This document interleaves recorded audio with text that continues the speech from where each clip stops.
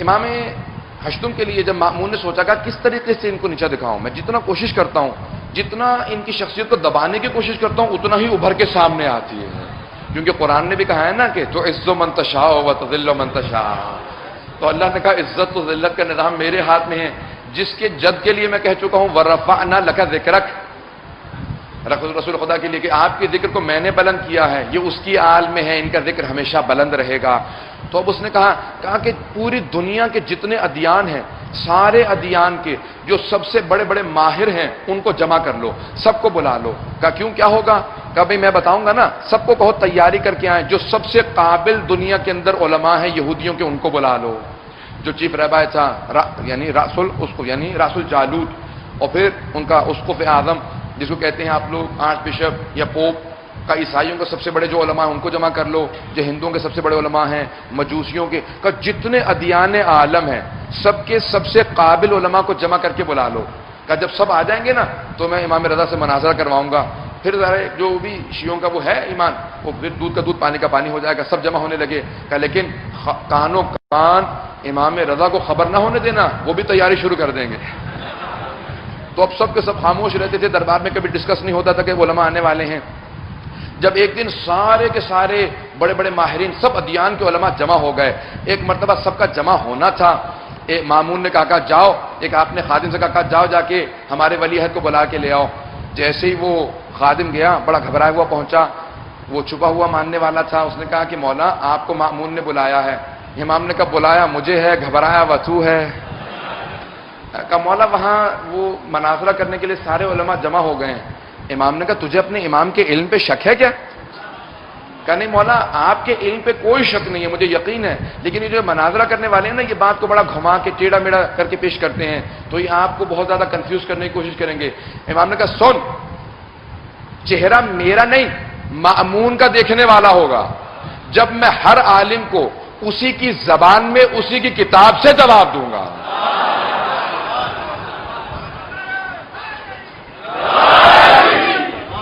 کہا کہ میں ہر عالم کو اسی کی زبان میں اس کی کتاب سے جواب دوں گا۔ کہا بس چلو، ایک مرتبہ سب کے سب بڑے افتخار کے ساتھ امام کے ساتھ چلنے لگے۔ اچھا امام ائمہ نے ہمیشہ کہا کہ ہمارے لیے تخت مت لگانا، ہم رسول خدا کی ذریت سے ہیں، ہمارے لیے ممبر لگایا کرو۔ ہمارے جد نے ممبر دیا، تخت کے ماننے والے نہیں ہیں، ہم ممبر کے ماننے والے ہیں۔ ایک مرتبہ امام رضا ہمارے لیے ممبر لگایا کرو، ہمارے جد نے ممبر دیا، تخت کے ماننے والے نہیں ہیں، ہم ممبر کے ماننے والے ہیں۔ ایک مرتبہ امام رضا کے لیے ممبر لگایا گیا، جیسے ممبر لگایا تو مامون نے فوراً کہا فرزند رسول یہ پتہ نہیں کہاں سے کچھ علماء آ گئے ہیں۔ یہ نہیں کہا کہ میں نے دعوت دی ہے، یہ کچھ علماء آ گئے، کچھ سوالات کرنا چاہ رہے ہیں، اگر آپ مناسب سمجھے تو جواب دے دیجئے۔ امام نے کہا کوئی پریشانی کی بات نہیں ہے۔ تو سب لوگوں نے کہا، امام نے کہا آپ لوگ پہلے سوال کریں گے یا میں پہلے سوال کروں؟ کہا آپ کو اتنا یقین ہے اپنے علم پہ، یہ پورا دربار بھرا ہوا ہے، یہ سارے سوال کرنے بڑے بڑے علماء جمع ہو گئے ہیں، آپ کو اتنا یقین ہے؟ امام نے کہا جو علم لدنی کا مالک ہوتا ہے اسے شک نہیں ہوتا۔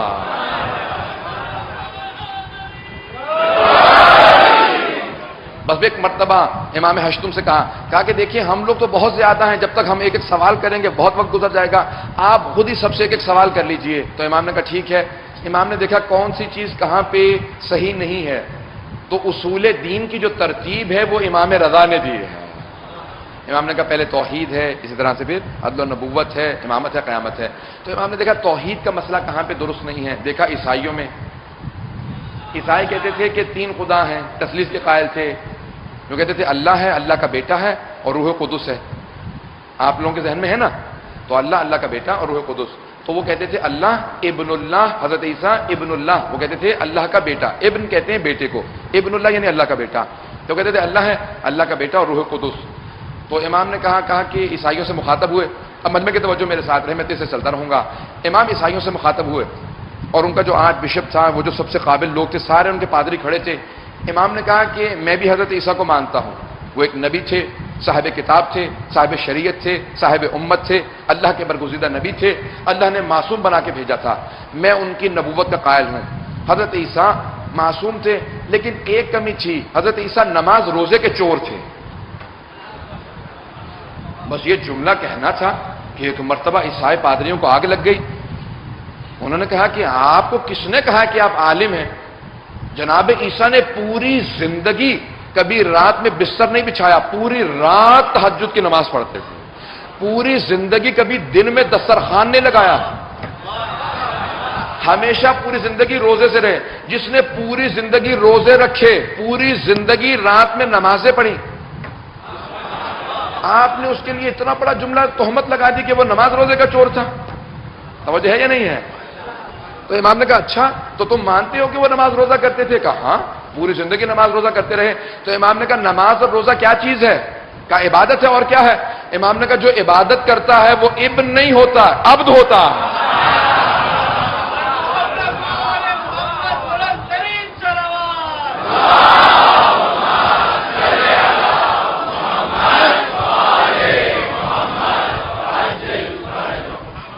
تو امام علیہ السلام نے فرمایا، کہا یہ نماز و روزہ عبادت ہے، جو بھی عبادت کرتا ہے وہ عبد ہوتا ہے، ابن نہیں ہوتا۔ اردو میں کہہ دوں، جو بھی عبادت کرتا ہے وہ بندہ ہوتا ہے، بیٹا نہیں ہوتا۔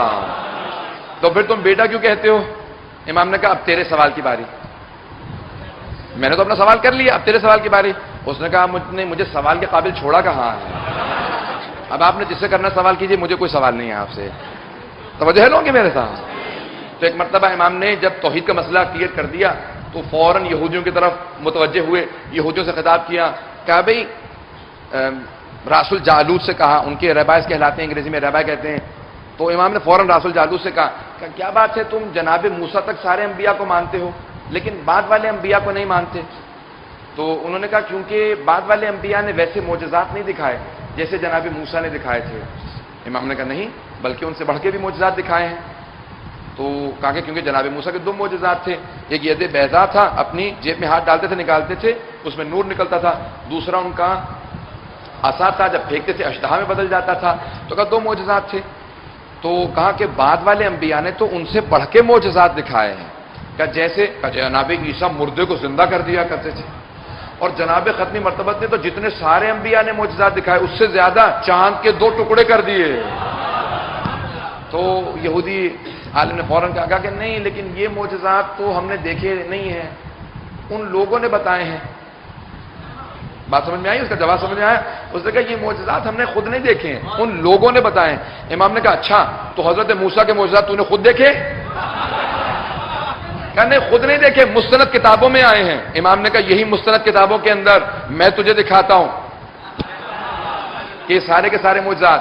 کہا کہ کہاں پہ؟ مثال کے طور پہ امام نے کہا ذرا توریت اٹھا، میں ذرا پڑھنا شروع کرتا ہوں، مجمع کو بتا میں درست پڑھ رہا ہوں یا غلط پڑھ رہا ہوں۔ تو وہ بہت دور کھڑا تھا، ایک مرتبہ اس نے توریت کو کھولا، امام نے کہا جہاں سے تو نے کھولی ہے نا، دائیں طرف کی پہلے صفحے کی جو آیت ہے عبرانی زبان کے اندر میں تلاوت کر رہا ہوں، ذرا مجمع کو بتا میں صحیح تلاوت کر رہا ہوں یا غلط تلاوت کر رہا ہوں۔ اس نے وہاں کھڑے کھڑے سننا شروع کیا، ایک صفحہ سننے کے بعد کتاب کو بند کیا، کہا آپ وہاں بیٹھے ہیں، میں یہاں کھڑا ہوں، آپ کو وہاں بیٹھ کے کیسے معلوم میں نے کون سا صفحہ کھولا؟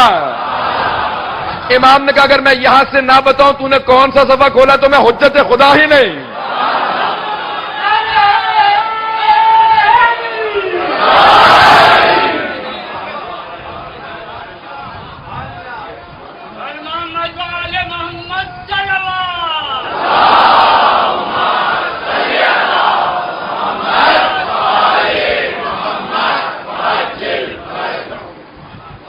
کہا کہ یہ آپ بتائیے کہ وہاں سے بیٹھ کے کیسے دیکھ لیتے؟ امام نے کہا تو جون سا صفحہ کھولے گا، جہاں سے کھولے گا، جس صفحے کو کھولے گا میں بتاؤں گا کہ صفحہ کیا لکھا ہے، کون سی آیت ہے۔ کہا کہ اے لوگو ایھا الناس، اس یہودی عالم نے کہا ایھا الناس اے لوگو، میں گواہی دیتا ہوں کہ یہ توریت کی مجھ سے بہتر تلاوت فرماتے ہیں، اور اگر روئے زمین پہ کوئی حجت خدا ہے تو وہ یہی ہے۔ امام نے کہا ایک مرتبہ صفحے کو کھول، تم نے کہا ہے کہ میں تمہاری کتابوں سے دکھاؤں۔ حضرات سارے مجمع کی توجہ ہو، کتاب التوحید کا جہاں پہ سے میں نے یہ مناظرہ لیا ہے نا، شیخ صدوق نے وہاں پہ مناظرہ لکھا ہے، میں اس کا انگریزی میں ترجمہ کر رہا تھا۔ جب ترجمہ کر رہا تھا نا تو میں نے فوراً سوچا یہ عربی کے اندر امام نے مناظرے میں کہا، ہماری حدیث کی کتاب میں آیا ہے ابھی تک توریت، انجیل، زبور باقی ہیں لیکن ان کو تبدیل کر دیا گیا ہے، ان میں تحریف کر دی گئی ہے۔ تو میں نے سوچنا شروع کیا، خدا کی قسم، مصطفیٰ کی قسم، مرتضیٰ کی قسم، علی بن موسیٰ رضا کی قسم، میں سوچ یہ رہا تھا کہ امام نے 1200 سال پہلے توریت سے یہ حوالہ دیا ہے، آج کی توریت میں ہے یا نہیں ہے؟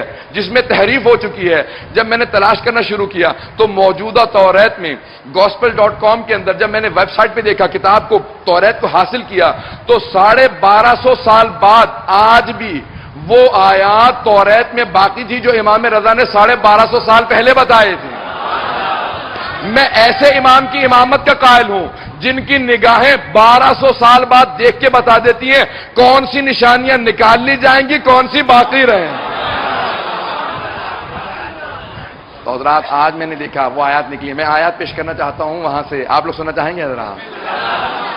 اور اس وقت امام علیہ السلام نے کہا کہ ذرا توریت کی اس صفحے کو کھول, حبقوق جو کتاب کا جو ان کے جیسے ہمارے سورے ہوتے ہیں تو حبقوق کو کھول. اس نے کھولا, کہا اچھا کون سی آیت؟ امام نے کہا یہ آیت نکال. اس نے آیت نکالی, کہا فرمائیے یہاں پہ کہاں پہ علامت ہے؟ امام نے کہا میں بتانا شروع کرتا ہوں.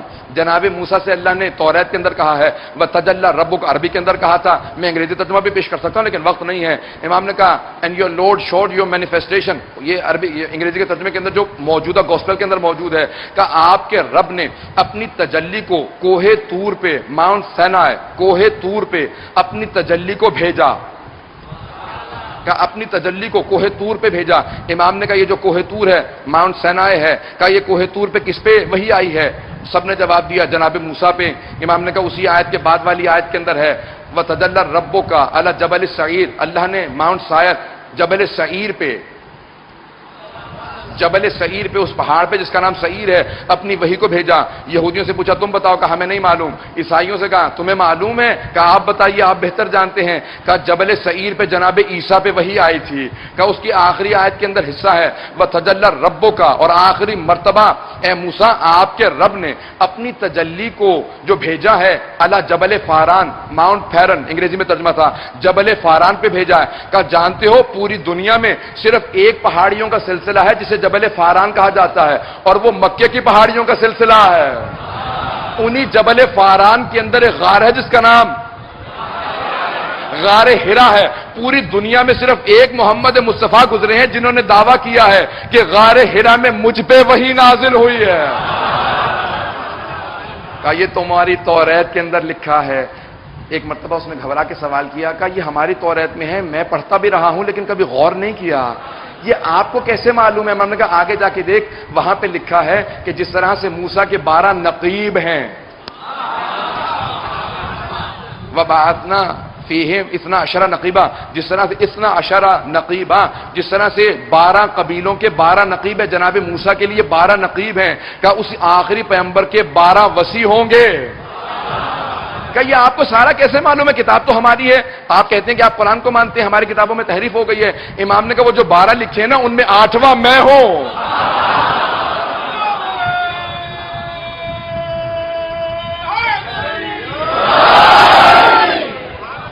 امام نے کہا وہ جو 12 وصی ہیں ان میں سے 8واں میں ہوں. تو جس معجزے کا کہے گا میں وہ معجزہ دکھانے کے لیے تیار ہوں. کہا کہ میں گواہی دیتا ہوں حجت خدا ہے تو یہی ہے.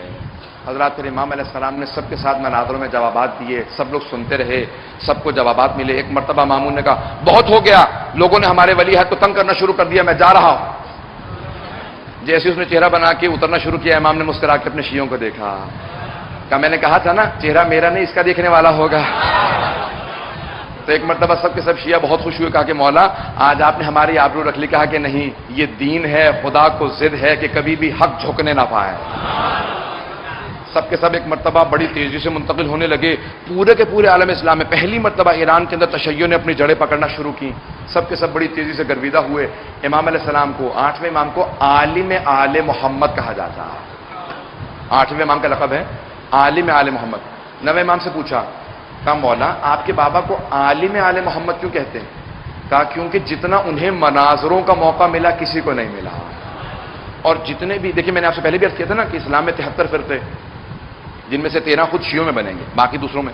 تو 13 فرقے. کہا کہ دیکھو جتنے بھی شیعوں میں فرقے بنے ہیں نا میرے بابا سے پہلے بنے ہیں. میں نے جملہ پیش کر دیا. کہ انہیں عالم آل محمد اس لیے کہا جاتا ہے کہ میرے بابا جو بھی میرے بابا کی امامت کا قائل ہے وہ 8 کی نہیں 12 کی امامت کا قائل ہے. کہ جتنے پہلے فرقے بن گئے لیکن میرے بابا نے اتنے مناظرے کیے کہ تمام کے تمام فرقوں کو پھر 12 تک پہنچایا ہے. گزشتہ ائمہ کو کسی نے مہلت نہیں دی, ان کو بند کر کے رکھا, زندانوں میں رکھا, اپنے گھروں میں محدود کیا، ہاؤس اریسٹ رکھا، لیکن 8ویں امام کو ولی عہد بنانے کے بعد آپ نے دیکھا نا، بہت سے لوگ کہہ رہے تھے امام نے ولی عہدی قبول کیوں کی ہے؟ امام نے کہا اب سمجھ میں آیا کہ ولی عہدی کے اندر بھی اللہ نے ایک راز چھپا رکھا تھا، مجھے موقع ملتا رہا، میں آل محمد کا تعارف کرواتا رہا۔ صلوات پڑھیں گے امام رضا کے خوشنودی پر۔